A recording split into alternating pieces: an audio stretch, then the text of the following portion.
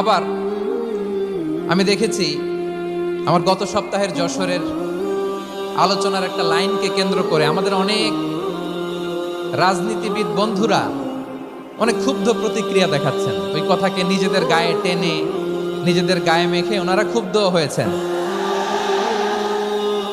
প্রিয় ভাইয়েরা, আমি বলেছিলাম যে এক দল খেয়ে গিয়েছে আর এক দল খাওয়ার জন্য রেডি হয়ে আছে। তো এখানে কি আমি কোনো দলের নাম বলেছি? বাংলাদেশে 48টা প্রায় নিবন্ধিত রাজনৈতিক দল, কোনো দলের নাম আমি বলিনি। কথাটাকে আমি জেনারেল রেখেছি।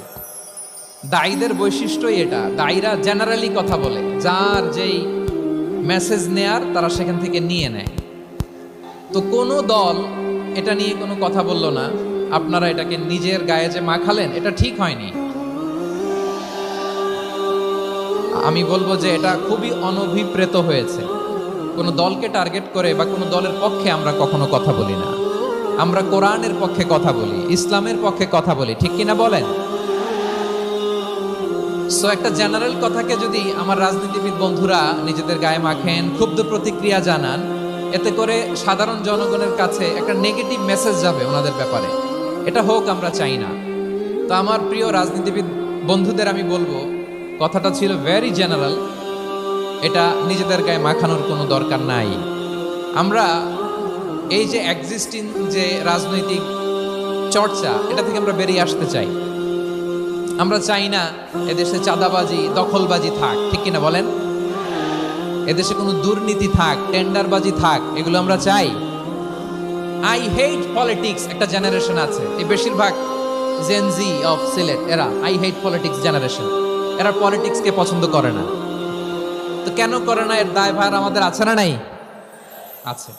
এবং আমরা দেখেছি ক্ষমতার পালাবদল যখন হয়, এক সরকার যায় আরেক সরকার আসে, তখন দুর্নীতির ফিরিস্তি আমরা জানতে পারি, এর আগে জানতে পারি না। প্রতিটা দলের ভেতরেই আমরা এই বাজে চর্চাটা দেখেছি। সো এখন আমাদেরকে শুধরে নেওয়ার সময় এসেছে। এটা এই সুন্দর সময়, নতুন প্রভাতের বাংলাদেশ, নতুন ভোরের বাংলাদেশ, এই সময় আমরা কাদা ছোড়াছড়ি যেন না করি। আমাদের শপথ নেওয়ার সময় এসেছে। প্রতিটি দল, নিবন্ধিত 48টি, সবগুলো দলের এখন শপথ নেওয়া উচিত যে আমরা কোনোদিন আর চাঁদাবাজি করব না, টেন্ডারবাজি করব না, দখলবাজি করব না। আমরা সবসময় দেশের পক্ষে থাকব, সবসময় দেশের পক্ষে থাকব।